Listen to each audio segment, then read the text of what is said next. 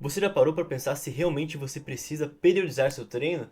A gente vê muitos treinadores por aí, principalmente pelo Brasil, falando: olha, você tem que fazer fase de choque, fase de deload, fase de descanso, etc. Mas será que você realmente precisa fazer isso?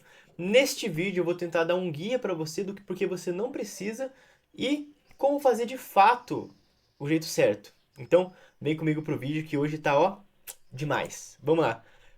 Primeiro ponto, tá? Da onde vem a periodização? O termo periodização, normalmente a periodização que eu vejo o pessoal usando no bodybuilding é a periodização do powerlifting. Para quem não sabe, eu comecei no powerlifting e lá a gente utiliza essa periodização de bloco, choque, etc. É bem comum.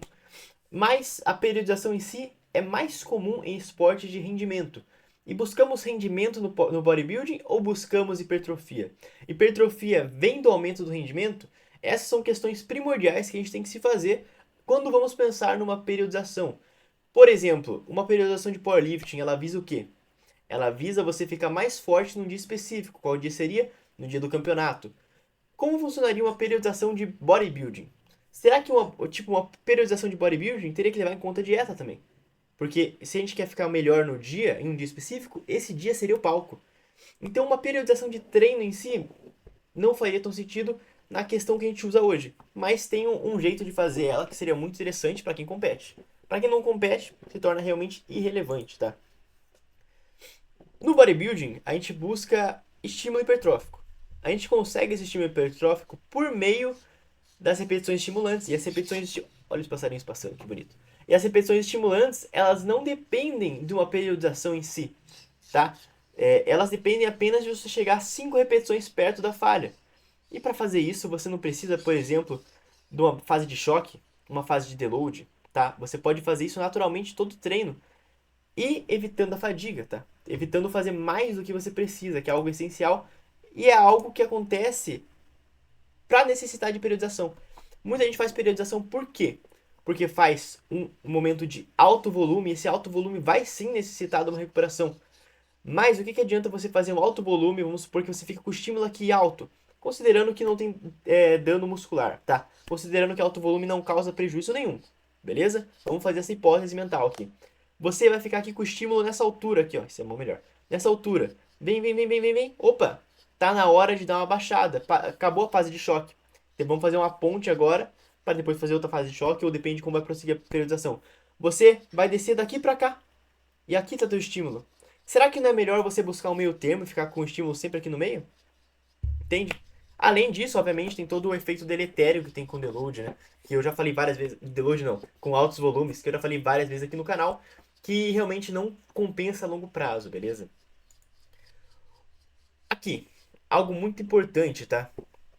É que essas repetições estimulatórias podem ser feitas assim semana após semana, sem aumento necessário de volume, tá? Que é normalmente quando a gente periodiza isso. Volume e carga. Quando o volume sobe, ó, aqui os dois. Volume, peraí, volume é esse, carga é esse. Quando o volume sobe, a carga desce. Quando a carga sobe, o volume desce, tá? Muita gente vai usar o argumento de periodização para, por exemplo, manter as articulações também. Só que isso não é verdade. Com um treino bem feito, execuções bem feitas, que isso é trabalho do treinador, tá? Você avalia uma capacidade do treinador, independente de resultados. Você avalia com quão bonito é o físico dos clientes dele, tá? Se os clientes dele treinam muito bem, a parte realmente prática, por exemplo, movimentos limpos, etc., perto da falha, falhando ali sem fazer um erro técnico grosseiro, esse cara é um bom treinador, tá? Eu já considero ele um top treinador, porque isso a gente não vê na maioria dos treinadores aqui do Brasil, tá? Se você quiser realmente um treino adaptado e que você realmente melhore o treinamento, me chama no privado que a consultoria está na descrição, tá? Com certeza você vai ter ganhos maravilhosos com essa metodologia que eu uso, tá? Voltando, onde que eu estava? E você pode fazer repetições estimulatórias sem causar necessário uma fadiga. Porque o que faz a gente necessitar do deload é a fadiga, normalmente, o primeiro argumento, tá? E o segundo argumento, comumente, é as articulações. Mas quando você está com volume adequado, etc., você não tem necessidade, tá? Mas tem um mecanismo, um jeito de fazer um deload que eu vou explicar para vocês mais no prosseguir do vídeo, tá? Que vai ser interessante, tá? E para repetições estimulatórias, realmente, quando a gente faz repetições estimulatórias e o sistema de deload funciona de progressão, periodização. Normalmente você fadiga muito o seu sistema nervoso central aqui, ó, quando você estiver com alto volume. E depois, quando o seu sistema nervoso está muito fadigado, você vai fazer um deload. Mas tem um problema, porque a fadiga, ela impede a gente de ativar as melhores fibras do nosso corpo, as maiores, que são as que mais hipertrofiam. E se elas não estão sendo ativadas, a gente não vai ter hipertrofia. Então, por que a gente vai acumular fadiga? Entendeu? Acumular fadiga não faz sentido no contexto de hipertrofia. Pode até fazer outros esportes para forçar uma adaptação ali, mas no contexto de hipertrofia realmente não faz sentido. Você até pode, por exemplo, durante alguns meses treinar para força, não que isso vai ter algum benefício para hipertrofia, mas pode ter um benefício para as suas articulações, seus tendões, etc. Pode ser muito interessante, pode ser divertido também, né? Não tem como tirar esse quesito. Eu gosto, às vezes, de treinar para força. Já, inclusive, competi no campeonato de powerlifting, tirei segundo lugar lá.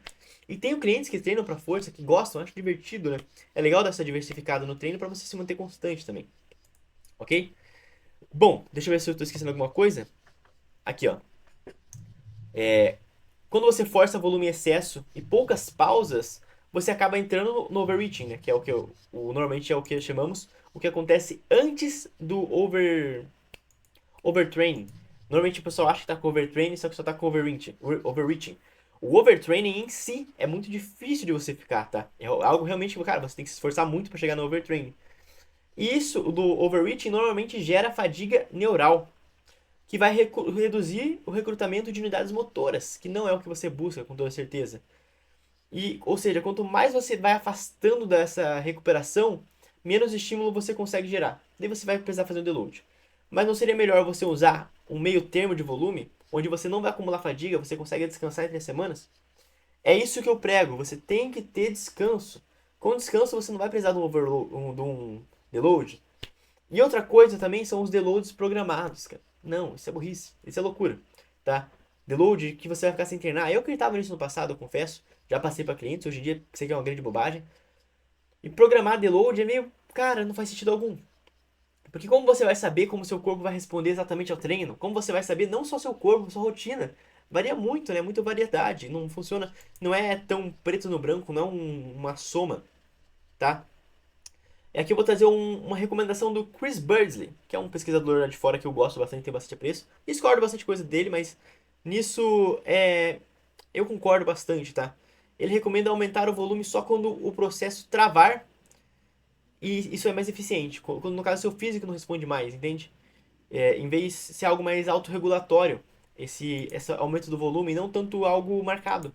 Porque a gente, como eu já falei, a gente não busca um sistema de pico de performance. No bodybuilding não temos isso, tá?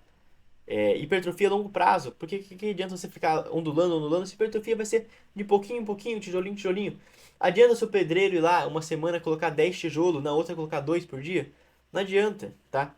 Não é assim que funciona. É melhor colocar 4 todo dia, entende? 4 todo dia durante muito tempo. E caso você esteja realmente ali precisando do download, quando você pode correr? Por exemplo, você estava no trabalho, trabalhando, pô, ficou muito estressante o seu serviço, você precisa dar uma descansada. Não por causa do treino, mas sim por causa do trabalho. O que você faz?